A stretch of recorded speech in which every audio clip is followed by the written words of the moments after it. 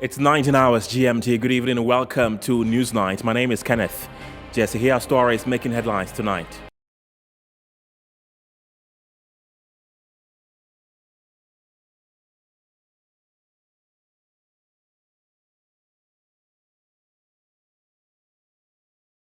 Family of 26-year-old slain immigration officer demands swift investigations into the murder of their son by unknown assailants at Kokoligu, a village between Nandom and Hamile in the Upper West region.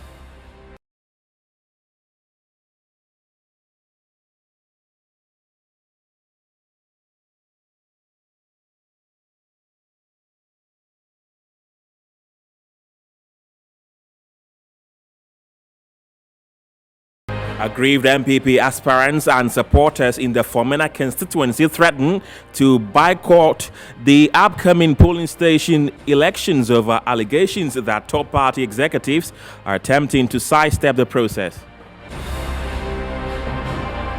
In business, Chief Executive Officer of Rehoboth Properties called on government to put in place legislations and tax incentives that will empower private developers to help bridge housing deficit. And later on the international front, a new case of Ebola fever has been confirmed in Northwestern Democratic Republic of Congo, 4 months after the end of the country's last outbreak. Details are coming up shortly. Stay with us.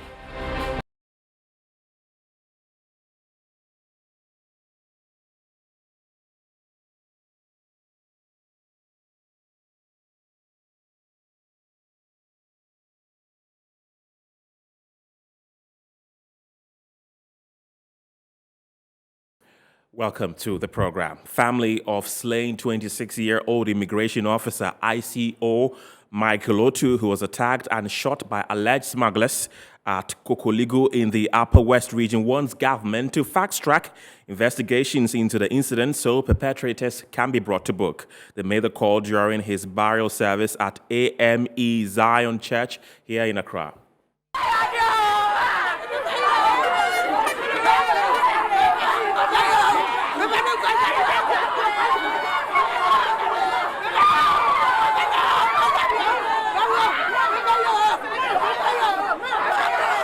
Family members, friends, and loved ones could not hold their tears during the burial service of slain 26-year-old immigration officer ICO Michael Otu at his church, AME Zion. He was shot dead by some unknown assailants in Kokoligu in the Upper West region. People from all walks of life, including security officers, paid their last respect. That is why we can never question God when he calls you, because he never told you the day you would die when he was sending you to this earth. Remember your creator whilst you are strong. I'm not saying whilst you are young. Remember your creator whilst you are strong, for we all have an assignment. You were a true definition of love. On your neighbor, you were superb and fantastic. Never in my life have I found such amazing love. Hey, a deep and erasable scar has been created in my life. When we met, you were already an officer. I supported, respected, and never resisted when duty calls. You told me you have been reassigned to Hamle border. Although I wasn't enthused about it, but His classmates from Accra Academy said they were deeply affected by the loss. He's enthusiastic about church, was top, and he was kind, and everyone around him, he always made sure that everyone around him would be happy, and there was no way you can be sad around him. He was God-fearing, and he was hardworking too. So people, you can testify that his own fellow people are saying that he was very hardworking. Wherever he goes, he has his pen and his red pen and his blue pen. He makes sure the work is done before he can do other things. So I can say that, yeah, he was very, very hardworking, and we know that we are hurting that he's dead or something, but we know that his soul is resting in the bosom of our Maker. Mother of the deceased, Elizabeth Otu, wants authorities to fast-track investigations into the murder of her son.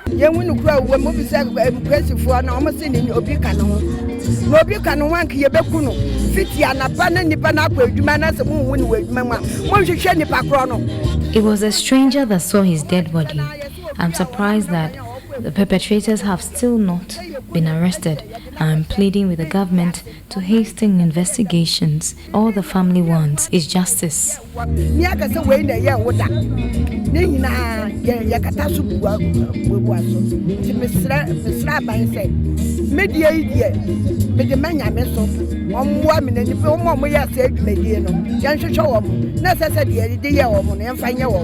Public Relations Officer of the Ghana Immigration Service, Superintendent Michael Amakwata, says they are close to finding out those responsible for the dastardly act. In fact, when it happened and with the initial investigation that was conducted, certain protocols have been put in place to ensure that what happened wouldn't happen again. But then a fuller picture will be gotten when the full report is submitted. Investigations, I would say we are more than halfway through what they need to do to get to a finality in what happened that led to the death of our officer. But then, it takes time to be sure that maybe bits and pieces of information from witnesses and all that can be confirmed or collaborated by other people who might have heard a gunshot or a shout or whatever. So like I said, maybe by the end of the month or the early part of next month, we may get some information from the investigators. ICO Michael Otu was murdered while on duty on March 24 at Kokoligo, a village between Nandom and Hamele in the Upper West region.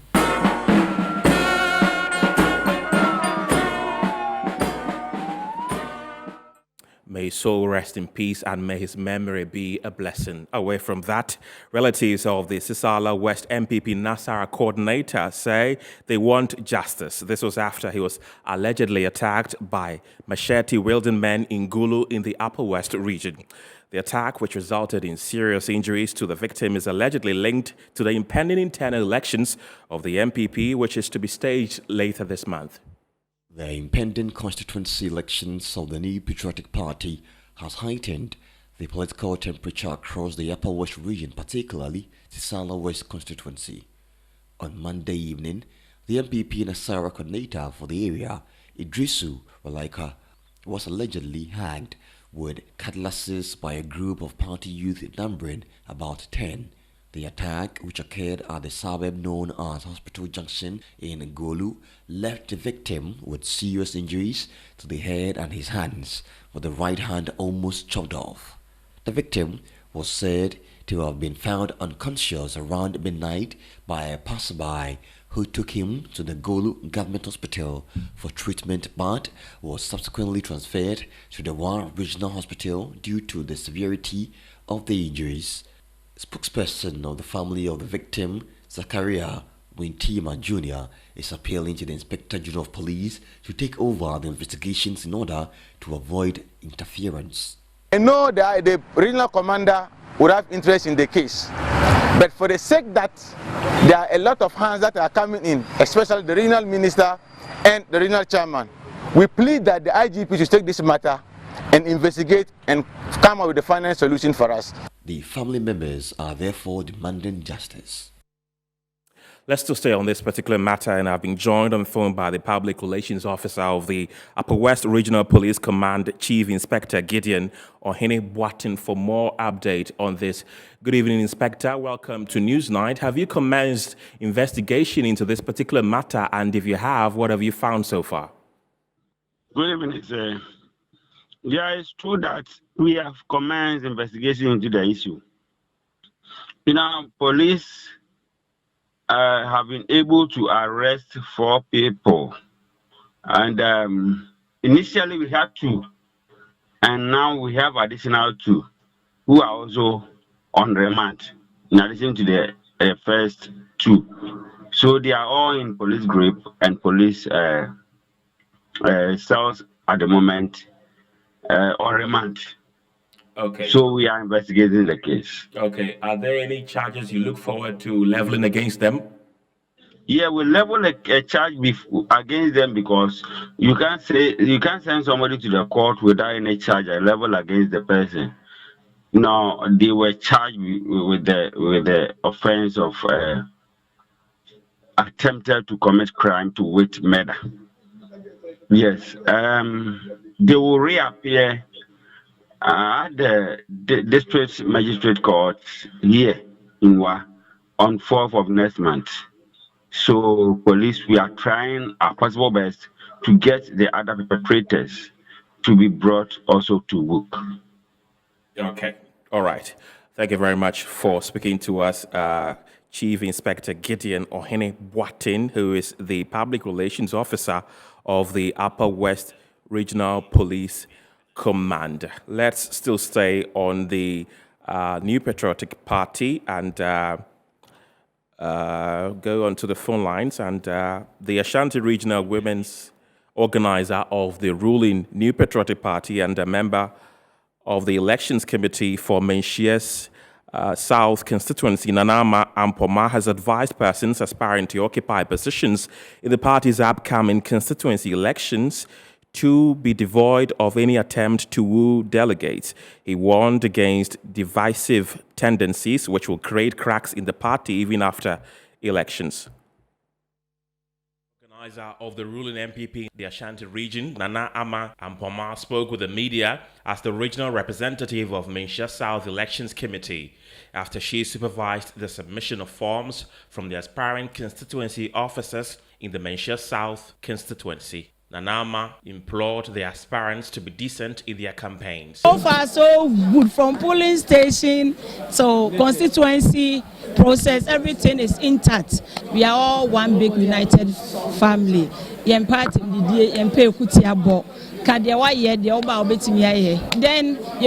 we come together as one united family, and then we go for our general elections 2024. An aspiring Menshia South constituency chairman, Richard Ejay Mensah Uforiata, who filed his nomination to contest, noted that his track record with the constituency as a former youth organizer and later a financier would help him amass more votes for the party in the constituency. I've worked in the constituency before. When Menshia was Menshia constituency, I was organizer. Are you getting my point? So it's like, I think it's a time for me to, go to the next level. That's why I'm contesting for chairmanship. And you know the incumbent has also stepped down. So now the position is vacant, and I think that I'm fit for that position. Richard Uforiata, who is popularly known as Tom Tom, also called on other aspirants to carry out their campaign devoid of insults. We want peace. We want unity to break the eight. Are you getting my point? So we don't want any disunity in the constituency. Let's all, preach about unity and let's forge ahead.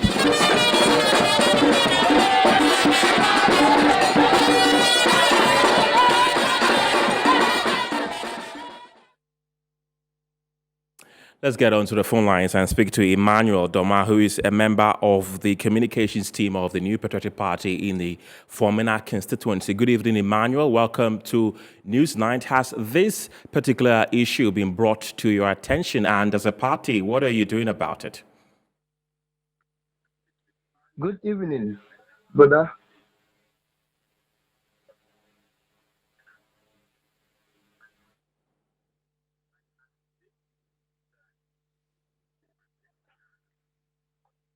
Hello, Emmanuel. Yes. Yes, can you hear me? I can hear you now. Are you asking about what currently is happening at Formina constituency? Exactly. How are people gearing up for the upcoming constituency? That's good. Yesterday we were there when we heard that a group of people, notably to be among them former Bantama MP, Chairman Kokofu, and colleagues came to Formina constituency, and after a while lengthy meeting, what came out was that he brought a form for the polling station elections to be commenced. In fact, after the Lenti, Chairman Kofu met the media whilst a group were waiting for the aftermath of whatever discussed that they discussed at the room. What happened is that he said they are going to share the polling station forms from that constituency, and they were sent by the national executive to come and conduct the polling station elections coordinators and that of the constituency. In fact, he did mention some of things that I wasn't happy, and in fact, all members were not happy at all. I questioned him that polling station forms have been downloaded by a group of people that he said people are going to download their polling station forms online. So I questioned him that, for what I know, polling station forms are not downloaded from the website or online. It is only the coordinators, the electoral area coordinators and that of the constituency forms that are allowed to be downloaded from online. So I oppose to that of what Chairman Kokofu said. Two, I questioned him that some people have the forms earlier, and I can prove to you that they had the forms over 2 weeks ago. That is what we alleged previously, that there are some group of people who are not currently in MPP have MPP forms in their custody, which they denied. And on the 19th of February, Saturday to 5th of March 2022, this is the form that Chairman Kokofu and his colleagues brought to Fomena constituency. Okay. If the NEC have decided to organize polling station elections as Fomena constituency, we are not expected to have 19th of February, Saturday to 5th of March 2022. And the same forms have been collected earlier by people who are not faithful to the party. Now, we also ask questions that how many days are we supposed to fill this form in case we pick the forms? He told us that yesterday and that of today, which somebody has collected the forms over 2 weeks ago. So we told him we aren't going to pick the form. That was yesterday, and he and the colleagues were begging that indeed we should pick the forms. It took about 2 hours. We didn't pick the forms. It was later that he told us that at least we should show some respect, that we should pick the form, so that at least even if there's any other thing, we talk that one later. So what happened today is that we sent some of the forms to our police. Some were saying that they are not going to fill this form because over 2 weeks ago, some group of people who joined the independent candidates brought similar forms to them, that the party has settled everything between the independent and that of the party, and therefore the party sent them to fill this form. They rejected. And we are presenting the same form to them.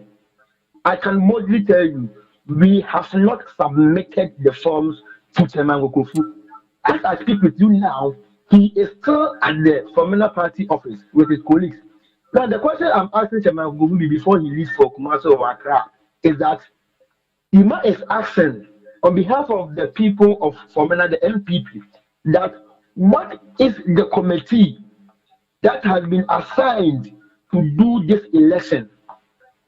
When are they going to notify the electoral areas, polling station areas, that they are going to conduct the elections? At least they have to be notified 2 or 3 days before we can have election at each polling station. And the forms should have been given to the electoral area coordinators, so that if you go to the electoral area coordinator and the electoral area coordinator denies access, then you can go ahead to the party office or the region or even to the national. None of these happened from Chairman Kokofu and his colleagues who joined him to come and talk to the good people and the faithful people of MPP at Formula. Now, what we are you've raised a lot of issues. Have you taken any steps to get the national executive to resolve this particular issue that is going around in Formana? Because we do know that that particular place is a stronghold of the I heard my general secretary about 3 days ago on the same issue. He did mention Formuna's name that they have not done with Formana. So we were surprised that Chairman Kokofu and others came to Formana. Even I thought they should have announced to us, they made the executives. But my question is, we mobilize the grassroots for people or the national executive to talk to them all. I have never seen national member or national officer who come to our small villages to mobilize people for the grassroots to talk to them. Some of us mobilize the grassroots for the national executive and even Chairman Kofi himself to come and have a word with them. So if now they are saying that we have 2 MPP party in Formana constituency, they should go ahead and give the forms to the independent people who are not faithful. And I'm telling them, this is from me. They have had meeting with the NDC people who they are going to pay them back because the NDC people supported the independent candidate to win. And the reward that they are going to give to them is that no matter what, they are going to be the polling station executive, and we are going to experience 27-0, which will be counted at 270 for NDC as Formula. If they are permitted to be the party executive or polling station executive at Formula, which we are fighting and we aren't allow such things to continue or such things to happen again. MPP is not ready to go for any Supreme Court again. MPP, we are not ready to lose this election. But we are not going to throw the football just like that to the NDC people, where the independent people, the unfaithful people, are going to allow these people to cheat at the polling station. Let me quote from John Bodu. Anybody who even wear the T-shirt wrap up and end the conversation here. Thank you very much. But one particular name that Emmanuel has mentioned so far in his comments is Henry Kwabena Kokofu. We will try to get him on the phone to respond to all the allegations that have been leveled against him and executives of the party. He is an official assigned to oversee the elections of the Formina constituency. We're trying to connect with him via phone to answer to these allegations that have come up against the leadership of the party. You're still watching Newsnight here on Metro TV. We're going for a quick break. We'll be back with more.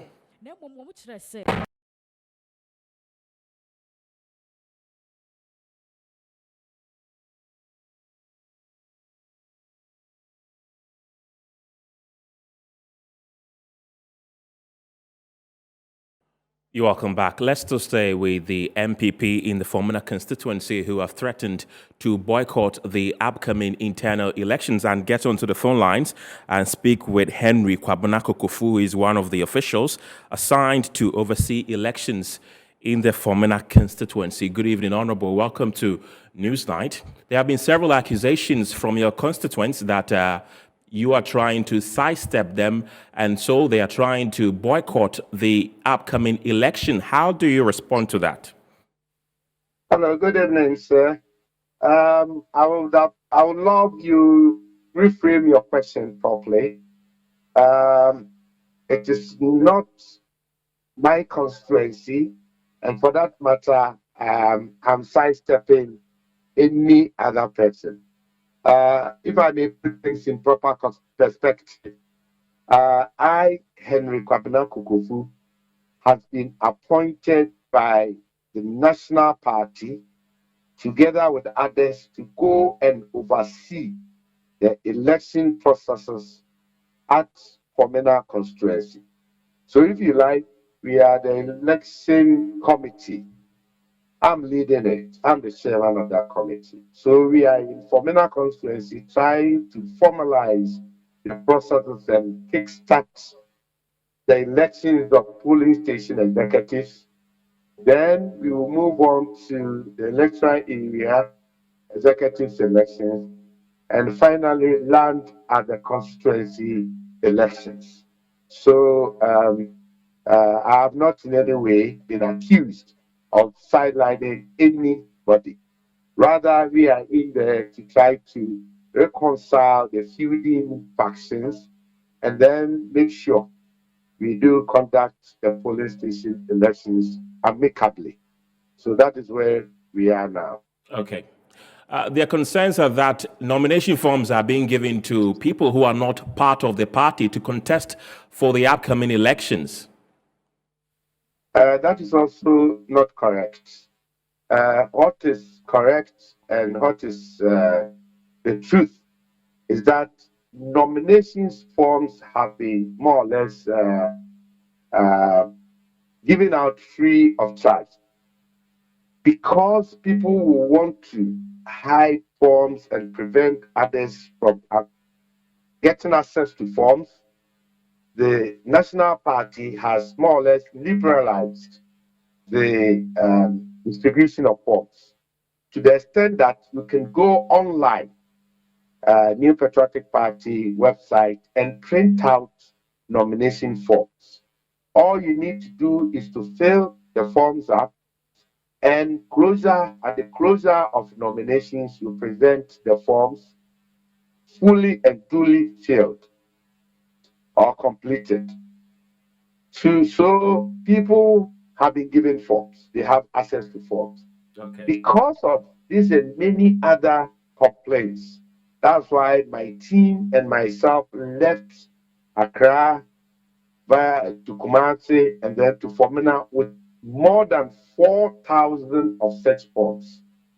We distributed as many as 1,500 yesterday to those who claim they do not have forms.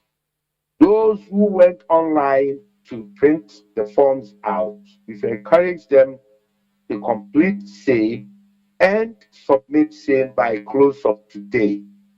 Okay. Because we did not start good time early enough yesterday, we've allowed an extension of 2 hours. Originally, the closing time was to be 6 p.m. today. We have allowed up to 8 p.m. for submission. As we speak now, we have close to 800 of the forms fully completed and submitted to us as the committee. Right. We are going through them and then vet them and make sure that all those who have submitted their forms are really and truly New Patriotic Party members. Okay, Honorable Kufu, let me come in here. Formina never had a polling station executive election. So, is there a plan along the way to have elections there? Well, this is exactly what we are doing. And as I said earlier on, my mandate, and to that extent, that of my committee, is to kickstart the process of going into elections in full scale.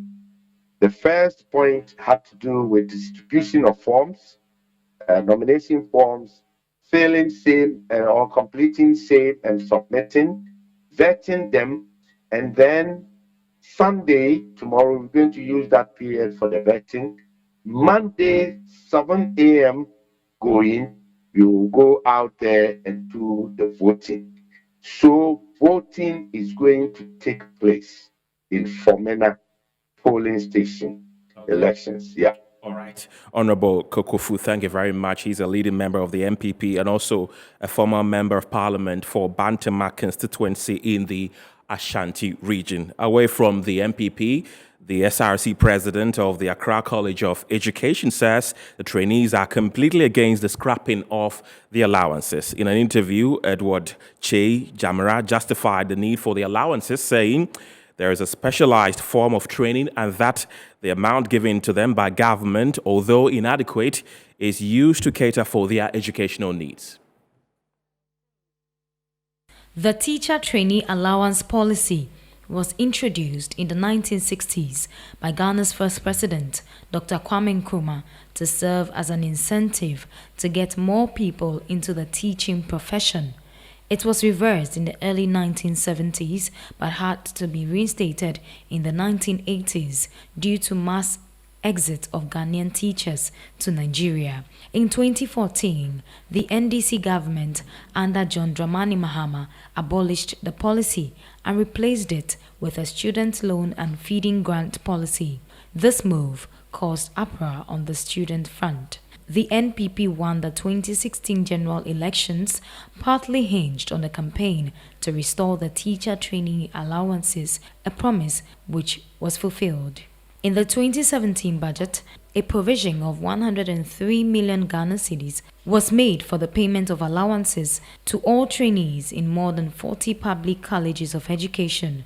Even then, there were calls for the Ministry of Education and government to consider scrapping teacher trainee allowance and channel funds into improving working conditions of teachers in rural areas. Now, given the current economic challenges, government has been unable to pay the trainees for 7 months. Each trainee is entitled to 400 cedis per month. Half of it goes to the school for their feeding. With its inability to fulfill its side of the bargain, the students say they are frustrated. Every teacher training was having this in mind before coming, that I'm going to get a place to sleep, I'm going to be given food, I'm going to be given allowances. So if these things are not coming, students are actually stranded. We are stranded because you don't know where to get money from, because you calculated all this before coming to college. This amount of money that I'm supposed to get from the government, I could have saved them to buy my books and do other things. I've stopped my job, I've stopped everything, and I'm in school just studying so that government will post me to somewhere in a village, of which, because of this commitment, I have to go. But if the government is not paying these allowances, not giving me food, then I don't know how I'm going to survive on campus, because I'm not working now. A lot of people depending on the allowance in paying of their school fees, and up to date 7 months, we've not received anything from the government. If you don't pay the fees, they do sack. Even as I'm talking to you, we are in a situation whereby if you don't pay your fees, you will not be associated to a bed.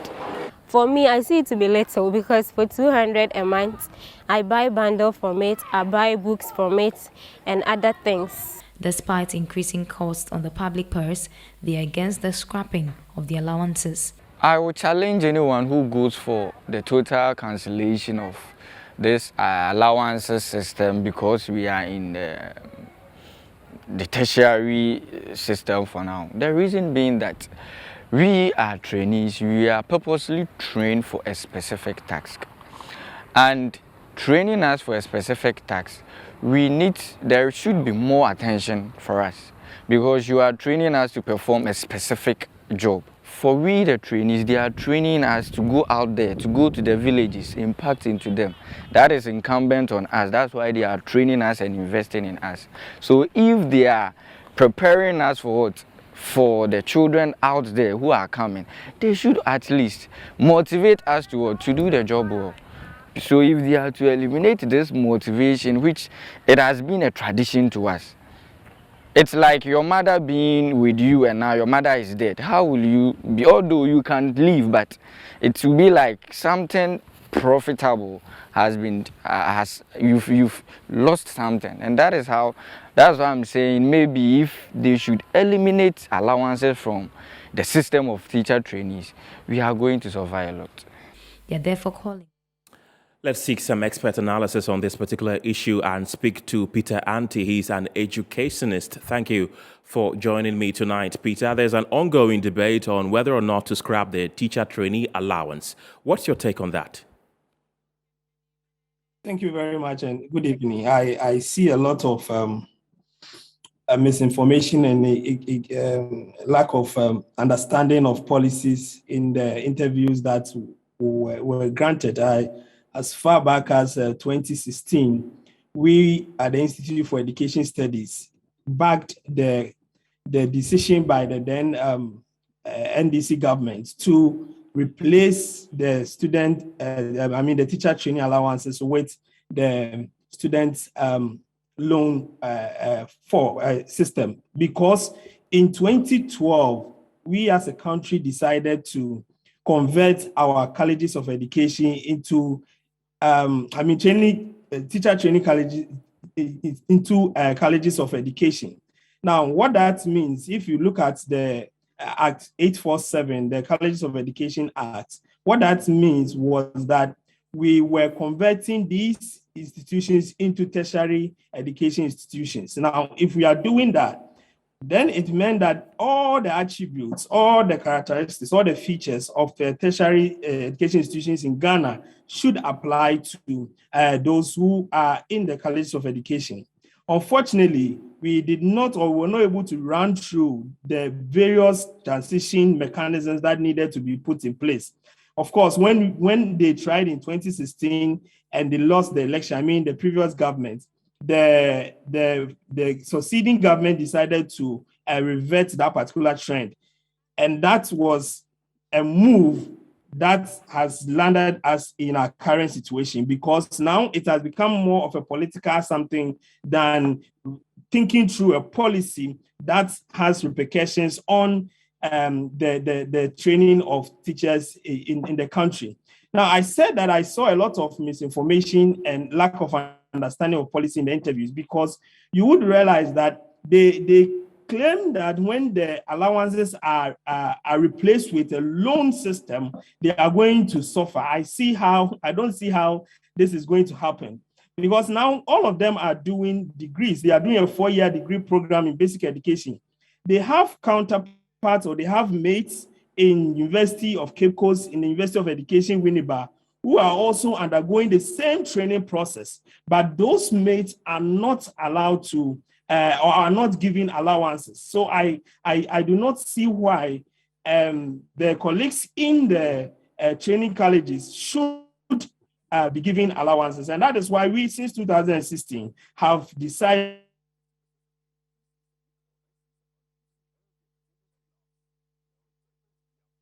Hello, Peter.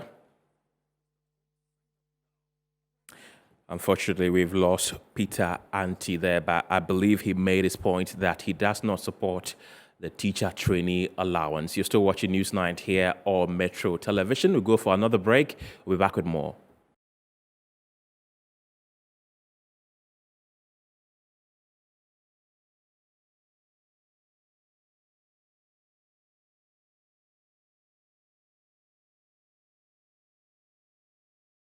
Welcome back to News Night. Statistics from the Ashanti Regional Health Directorate reveals that currently only 30% of the target population in the region are fully vaccinated against COVID-19. To ramp up vaccination in the region, the Directorate is undertaking a second round of the national COVID-19 exercise in all 43 districts, with a target to administer about 400,000 doses of COVID-19. The Ashanti region has recorded no new cases of COVID-19 and has no active case. Given an update on the COVID-19 situation in Kumasi, the Regional Director of Health, Dr. Emmanuel Tinkran, said the fight against COVID-19 has been a long haul and Ghanaians need to sustain the gains and press on for elimination.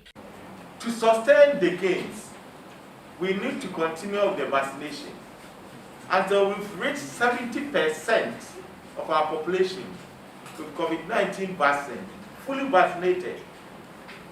We can't say that we've achieved that herd immunity that we need to control the infection. As at now in Ashanti region, our coverage is 30%. Unless we achieve 70% coverage of the population, we can never say that the vaccination we're giving is adequate. Dr. Tinkran cautioned that although the wearing of nose mask is currently not mandatory, it has not been abolished, and encouraged the public to exercise good judgment and observe the safety protocols, especially in situations where risk of disease transmission is significant. We've done very well, but the fight is not over. Despite the fact that we've lowered the restrictions, COVID-19 is still around. So we shouldn't have the impression that COVID-19 is over. COVID-19 is not over. COVID-19 is indeed not over. Business News is next.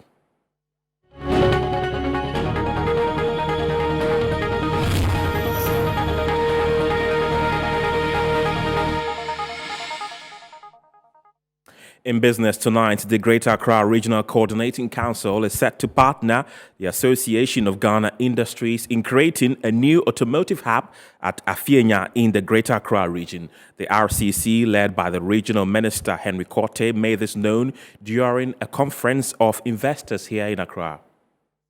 According to government, the Abossey Spare Parts Enclave is currently congested and unfit for purpose.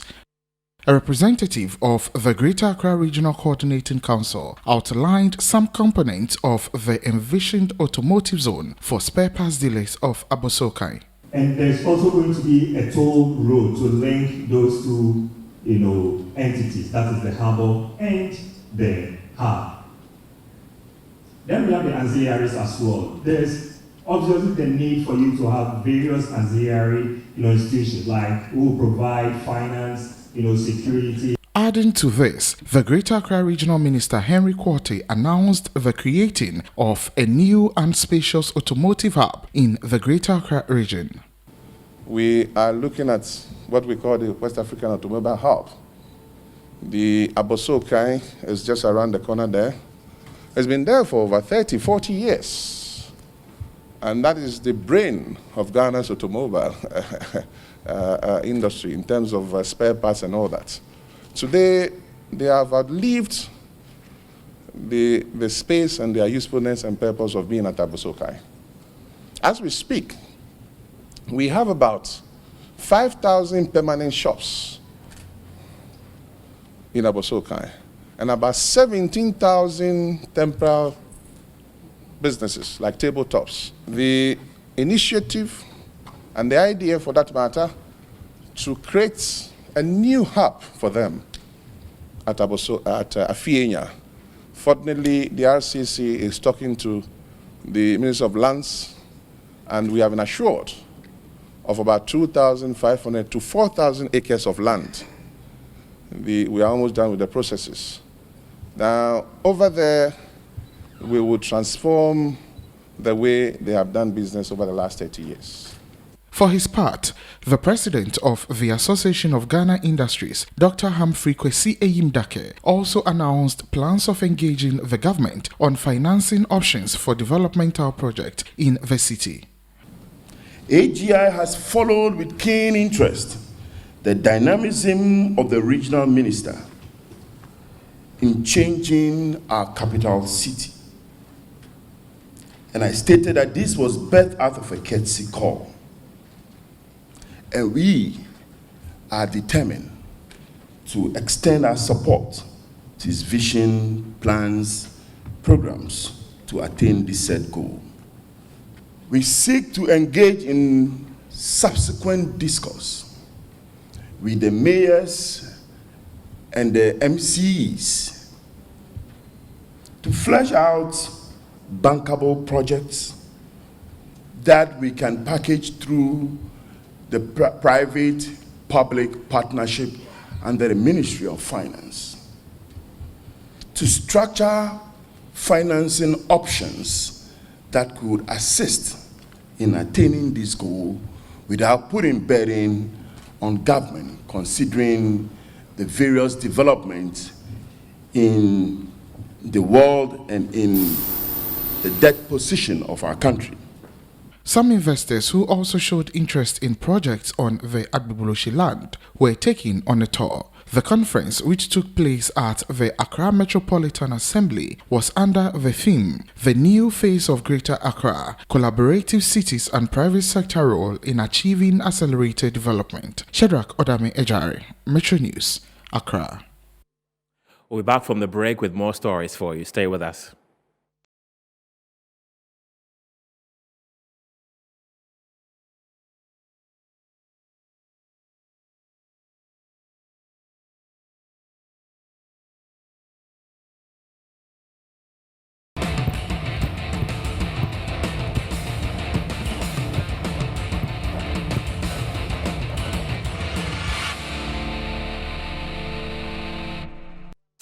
In some local sports stories, in the Ghana Premier League Week 23 fixture at the Accra Sports Stadium, defending champions Accra Hearts of Oak defeated Accra Lions by 3-0 in a thrilling match played yesterday. Both coaches reacted differently after the game.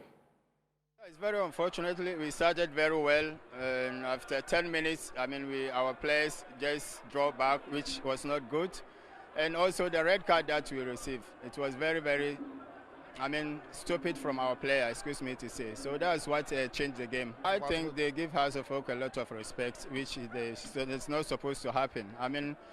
This is not the first round. They played the first round. They saw how the Premier League is. So I expect them to, to play more. They don't have to respect any player when they are on the pitch. Yeah, it's very unfortunate that we lost, and I think we have to go and prepare for the next match. We give them a lot of space. I think it's part of the respect they have for the players. I don't think it should happen. Yeah, you see, when we played our last game, it didn't go well, and then we went back and then to the drawing board and then sat down and then correct our mistakes, told ourselves we are not going to repeat the same game again, we need to improve, and then we've applied it today, and I think it was well today. A big game as you compare a quite almost the way I'm faso a possessible na so no yaba ni say allow almost a possess a home train ti you catch me catch and say any moment on be say o ma jibo bia no yem press yem mo high pressing na yenji ball no free on some, but the moment e be jibo na free on some yen so start say e be ball na mo match si ball, so anyama e kan na e dey by I think say enkola no yen perfectly and there. That's all for tonight. My name is Kenneth Jesse. Have a good night.